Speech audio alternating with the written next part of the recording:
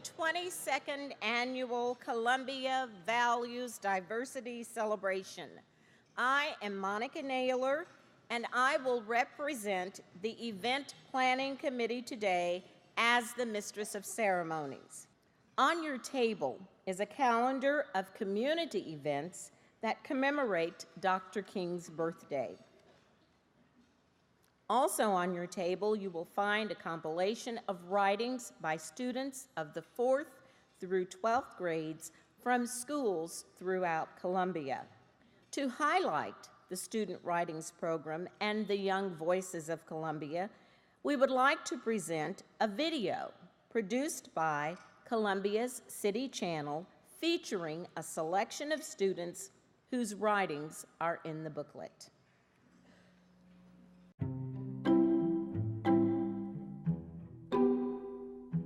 I am different. I have no voice but my own. I can make progress. Where I am from. I am from old stacks of paper covered with messy scribbles and pen, from colorful drawings in crayon and books of all sizes and shapes.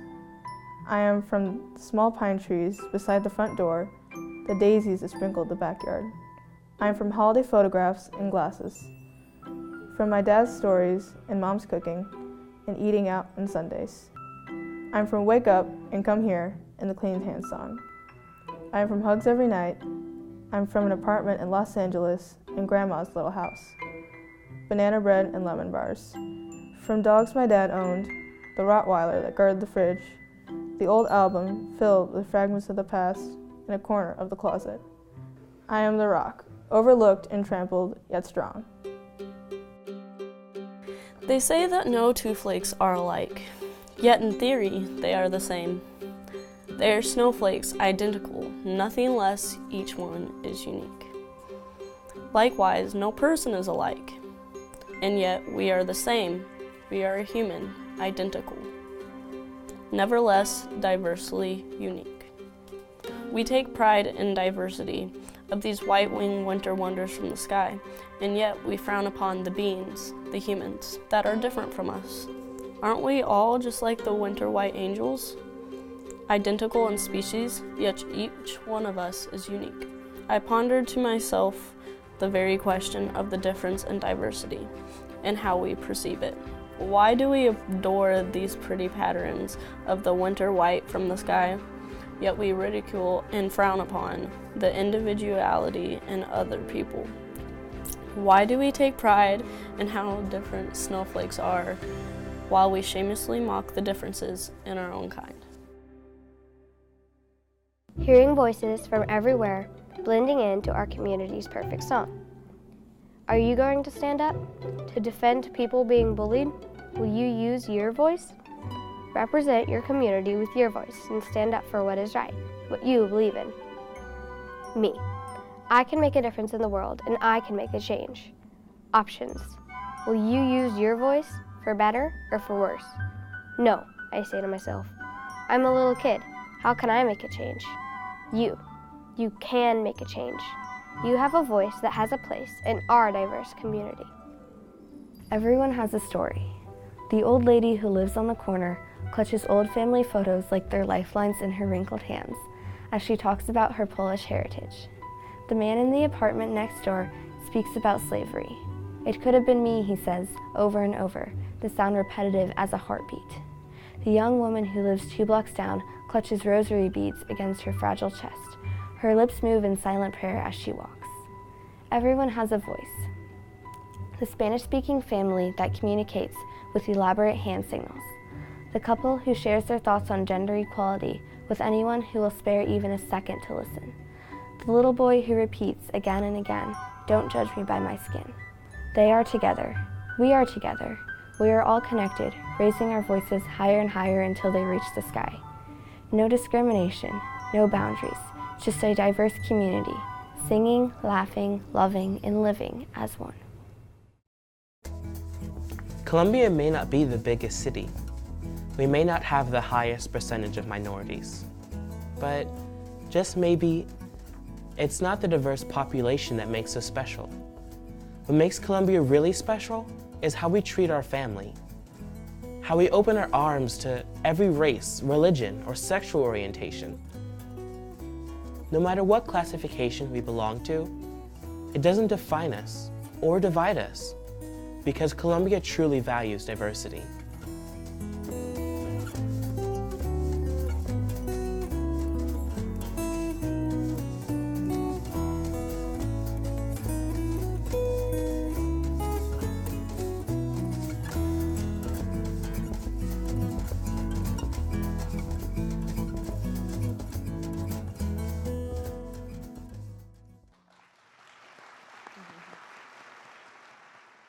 One of the reasons why Columbia is often recognized as one of the nation's best cities is because we have leadership that recognizes and promotes diversity and inclusion. For this, the presentation of the 18th Annual Columbia Values Diversity Awards, we are honored to have our Mayor Pro Tem, Barbara Hoppe.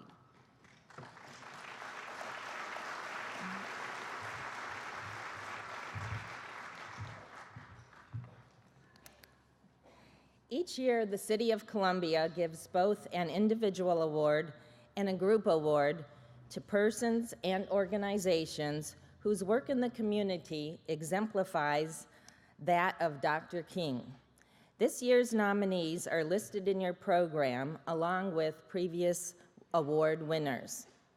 A panel of judges selected by the Planning Committee is charged with choosing the Columbia Values Diversity Award winners. This year's judges were Susan Fales, Ken Green, Robin Kaufman, and Phil Steinhaus. Their decisions are based on the publicized criteria of contributions promoting appreciation for diversity and cultural understanding of our community, community work which exemplifies the teachings of Dr. King in fostering individual dignity, racial equality, understanding, peacemaking, and solving problems through nonviolence, and engagement in this activity for an extended period of time with significant activity in Columbia in the preceding year. Columbia has many people who work for equal opportunity for all, so choosing from amongst so many deserving candidates is a difficult job. It is with great pleasure that I now present the 2015 Columbia Values Diversity Awards. Will the representatives of the Columbia Crop Hunger Walk please come forward?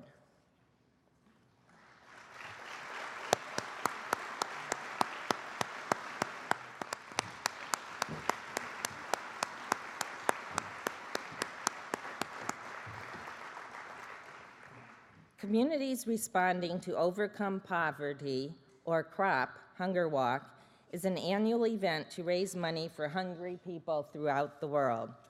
When CROP began in 1947, under the wing of the Church World Service, its primary mission was to help Midwest farm families to share their grain with hungry neighbors in post-World War II Europe and Asia.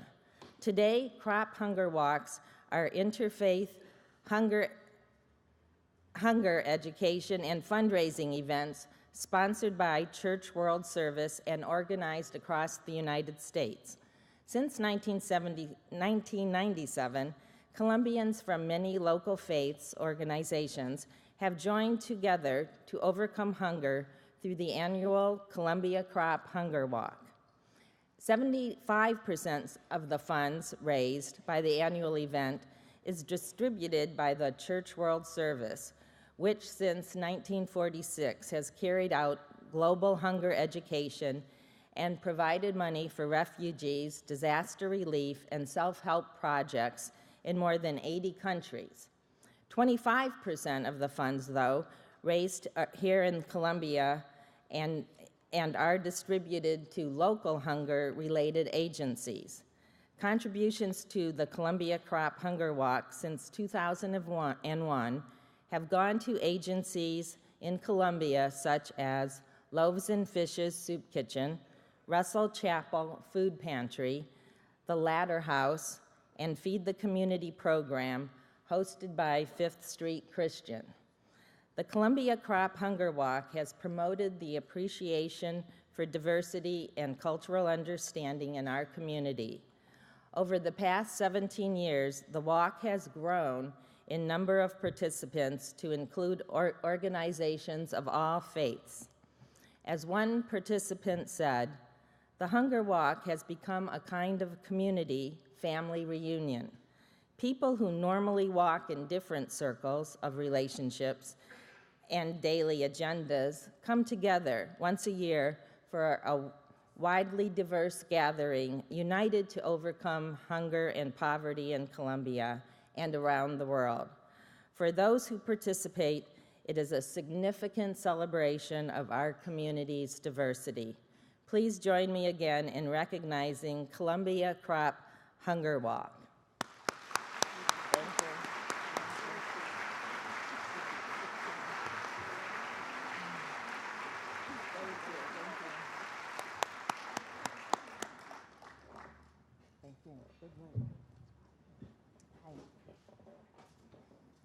Next, will Robert Harrison, Sr., please come forward.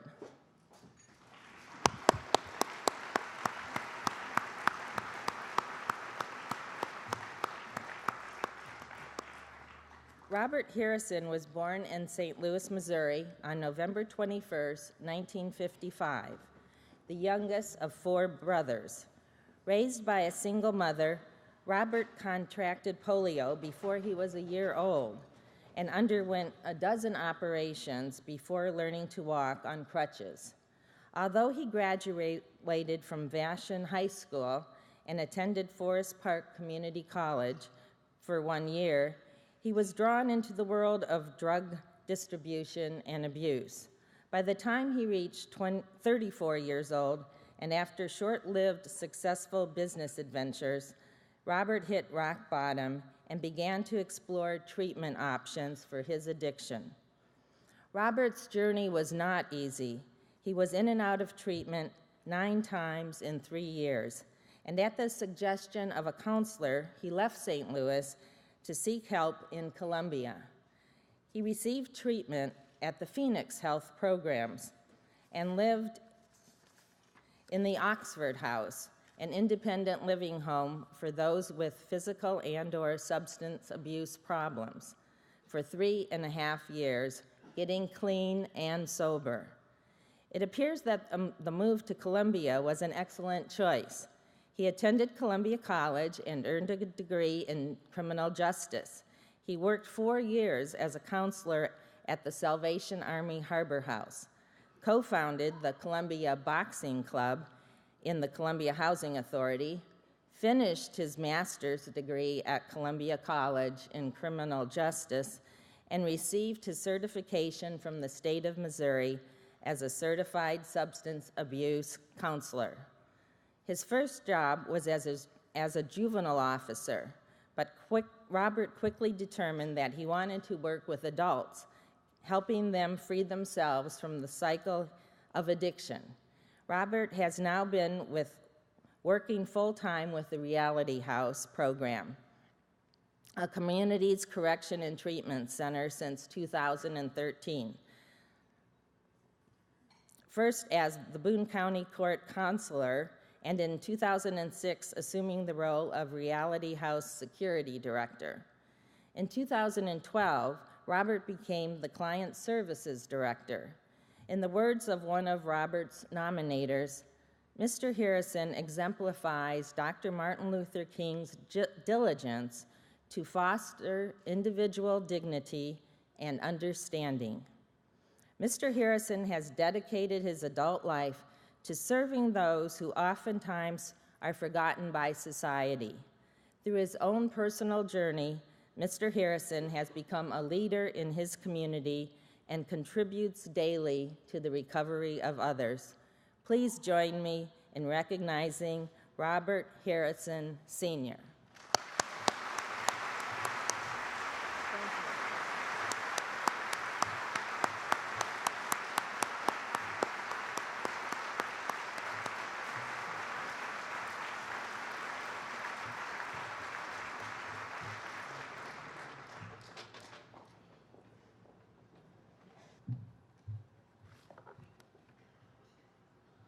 Thank you, Councilwoman Hoppy, and congratulations to the winners of this year's awards.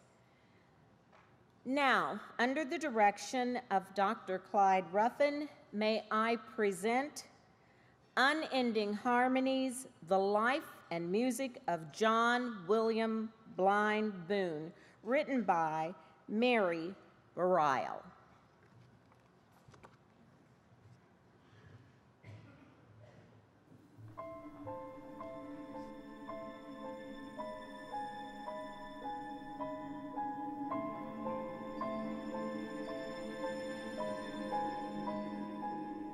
Sometimes I just walk around this cemetery visiting with folks. From this hill I can see my life.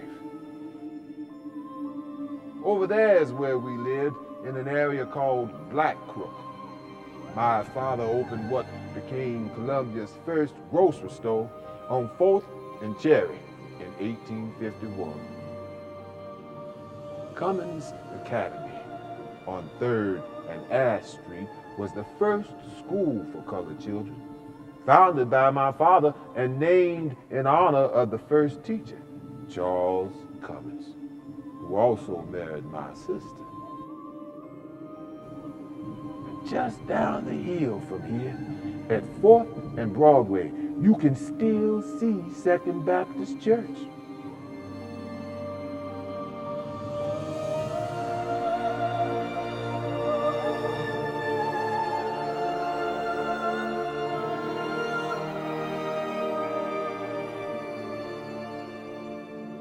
My father, John Baptiste Lang Sr., and my precious mother, Louisa. Here is their headstone. Forever at peace together. The founders of the church started out meeting in my father's home for free blacks, people of color, former slaves. Church was a place where they could breathe, where no matter who we were outside, inside the church, we were all brothers and sisters. My father made the church a force to be reckoned with in this town. I can tell you, I heard some powerful preachers like Reverend Amos Johnson and Reverend T.T. Ward.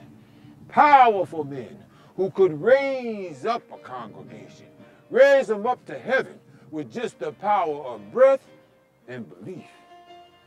Those men gave me the spirit to know that it was merit, not sympathy, that we wanted. Second Baptist was my church, so I can tell you what it gave me and what it gave to this town. It was Christmas, and we needed someone who could play piano. Now, I had heard about a blind black boy who could play, so I sent the pastor out to engage him for our program. What I heard at that concert, what I heard, that boy bent over those keys and started swaying and sang and tapped his feet. And there wasn't anything else you could do but wonder at John Boone, at his laughter, at the darkness that tried to swallow him up, but he pushed back with the light of his genius. That was 1879, the beginning of our friendship. John William Blind Boone and John Lang Jr. It was the beginning of my real life as the manager of the finest musician in America, the black blind prodigy, who became one of Columbia's greatest sons.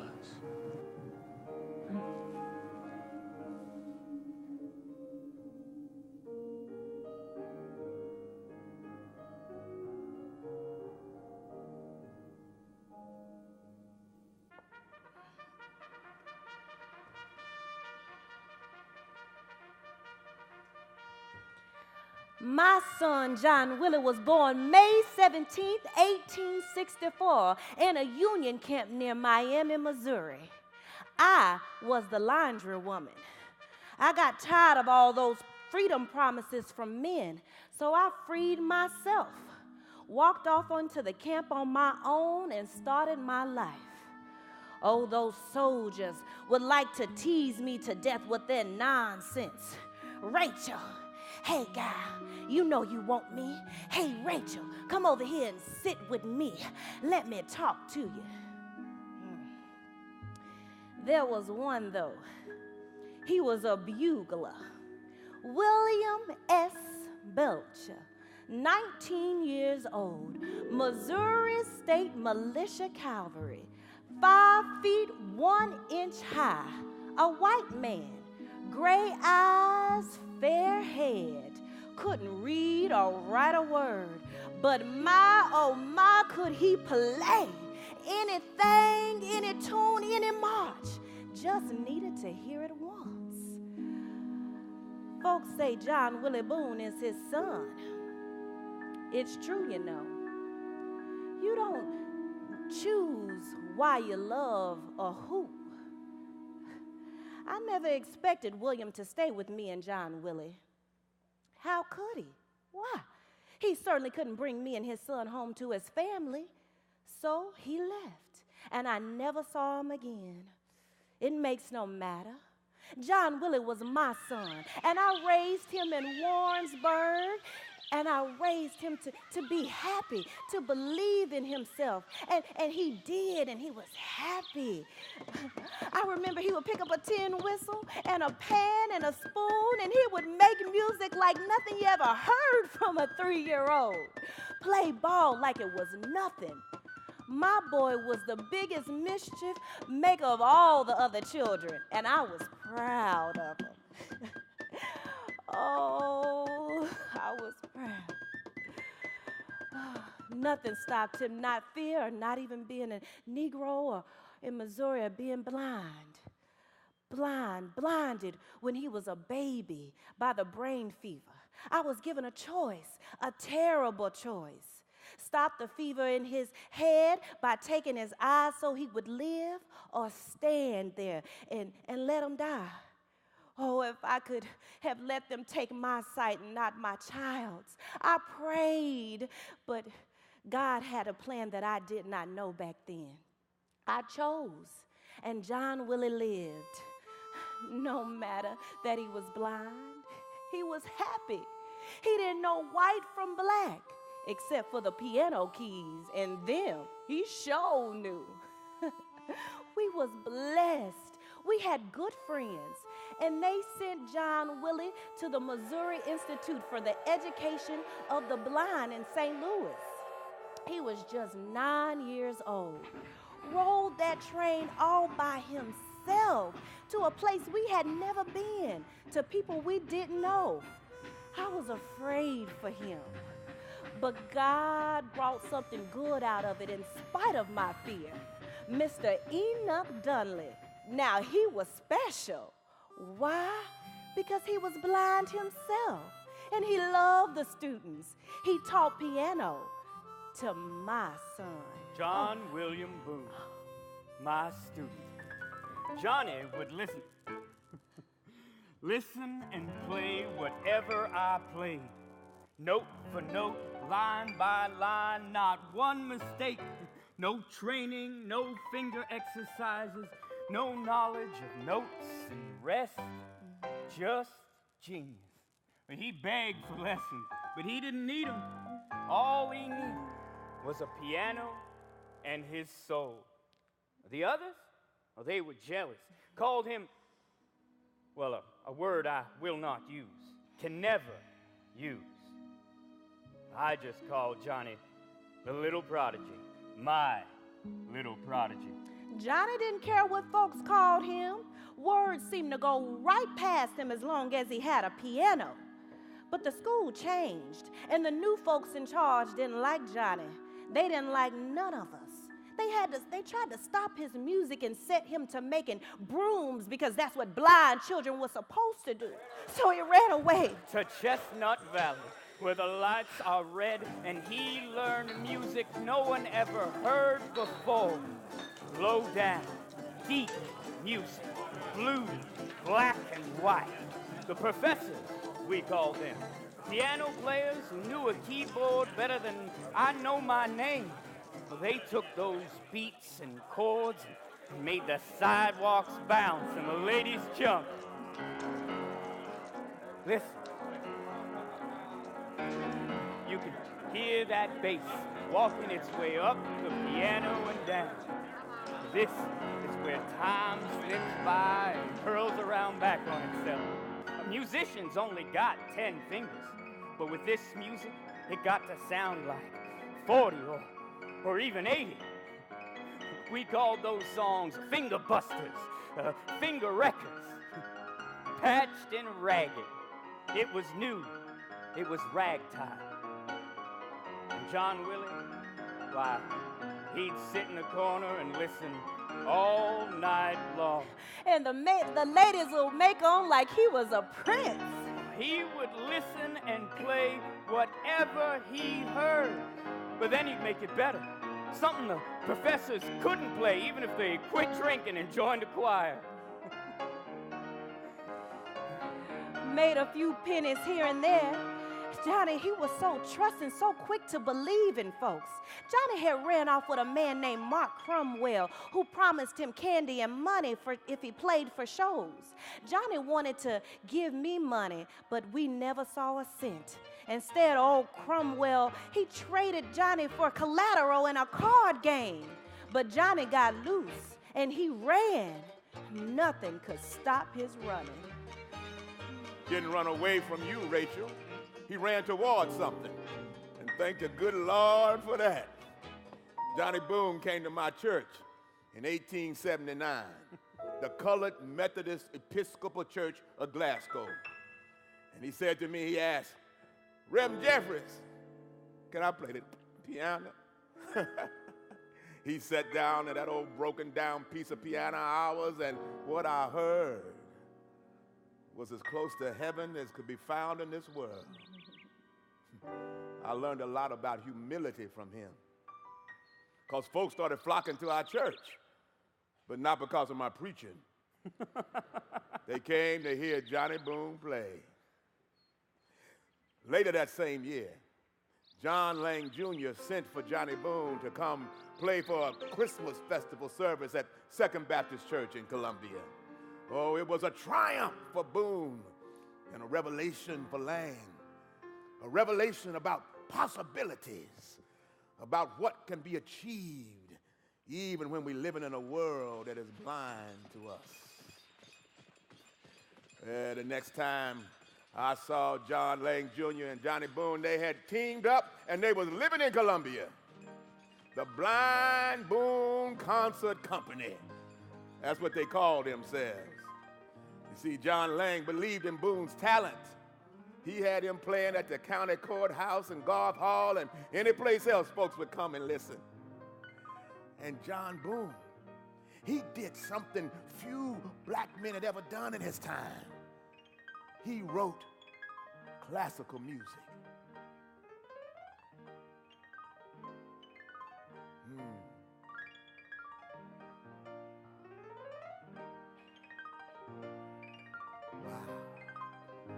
Imagine that, right here in Columbia.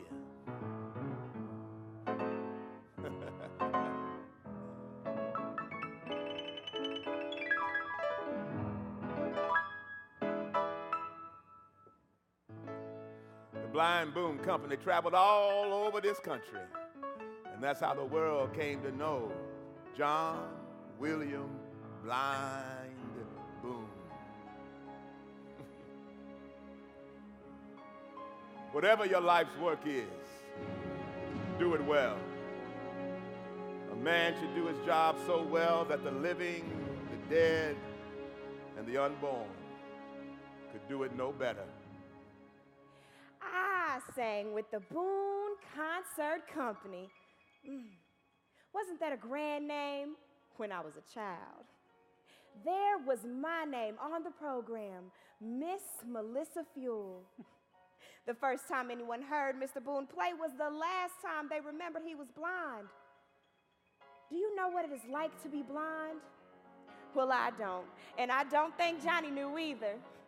Merit, not sympathy, wins. That was their motto. Lang said it, but he got it from Boone.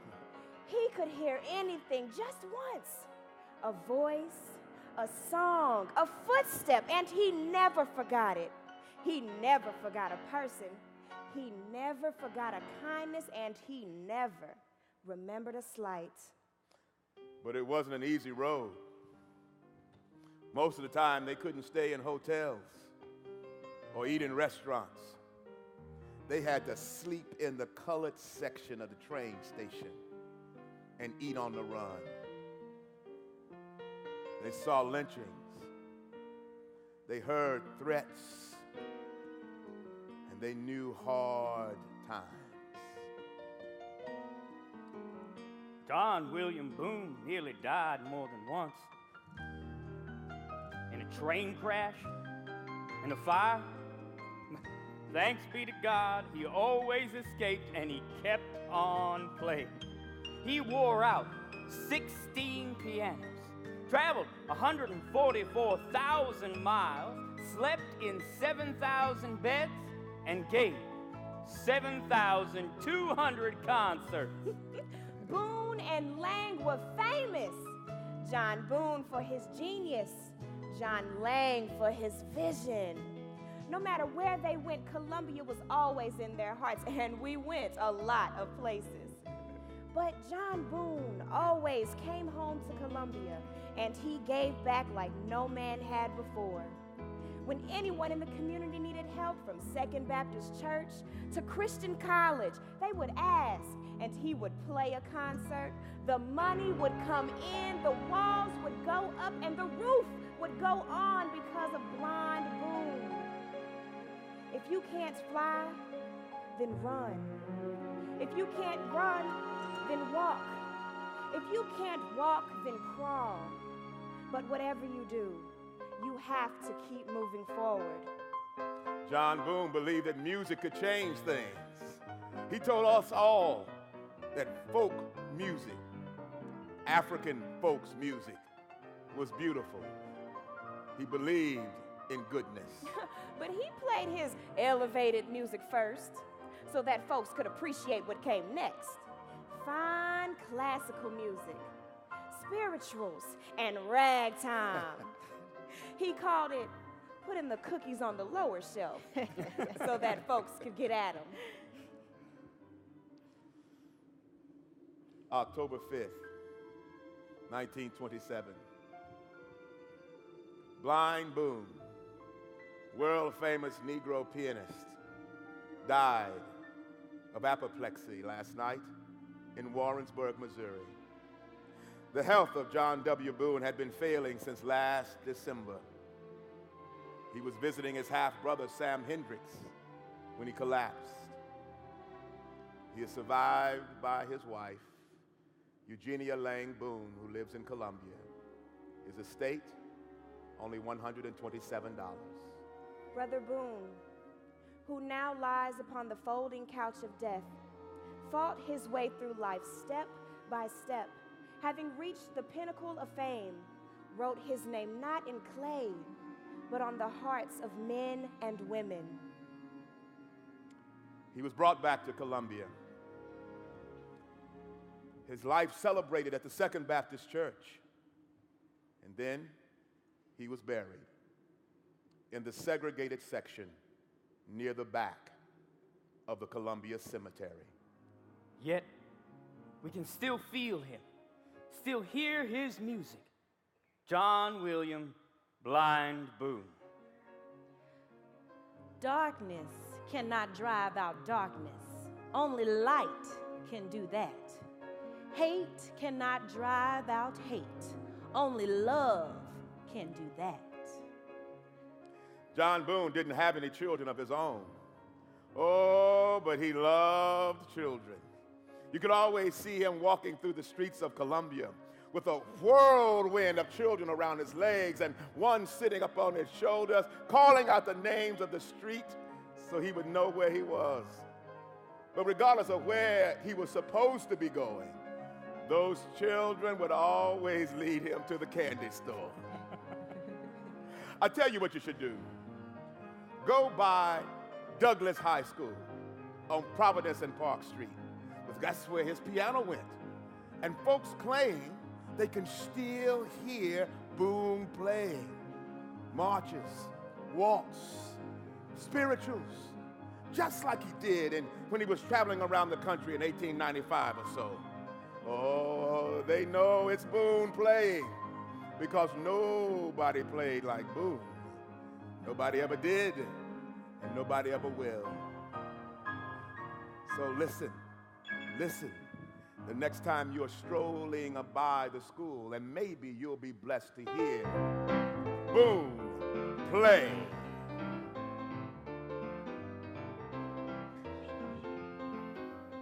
Welcome, welcome, welcome, welcome, welcome. Thank you for coming today. Welcome, welcome, welcome, welcome, welcome, welcome, welcome. I'm so happy. Welcome, friends and Columbia. Welcome to this great hall and the John Blind Boone Concert Company. Ladies and gentlemen, young men and women, boys and girls, you are going to be entertained by a genius, a musician of great ability, a native genius, blind since birth, pianist, performer, prodigy. You will listen in wonder as you hear music of bygone days and family and gentle sunlight playing on forest streams. But even better than these sounds, you will hear bravery and blindness and blackness all wrapped up in the finest musician that Missouri has ever birthed, John Blind Boone!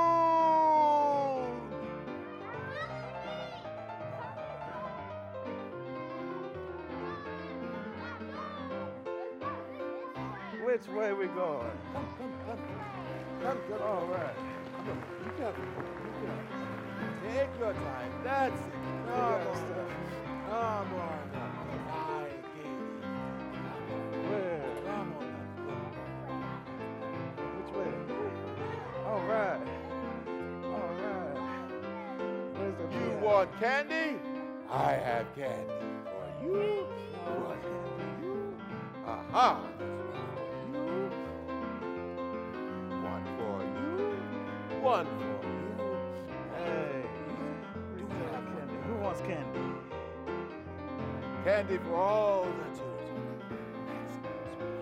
Did you get one? There. Yes. All right. Yes. Yes. I can see you are all eminent and great citizens of the great city of Columbia, Missouri. Mr. City Manager, are you out there somewhere?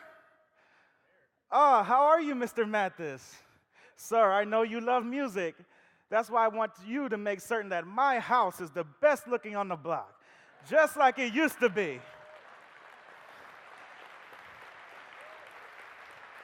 Yes. First off, we'll listen to an old Negro spiritual, Swing Low, Sweet Chariot. Then we'll listen to my first rag medley. Then my second Love Feast waltz. Then we'll wrap it up with my second rag medley, The Strains from the Flat Branch. So here we go, Columbia.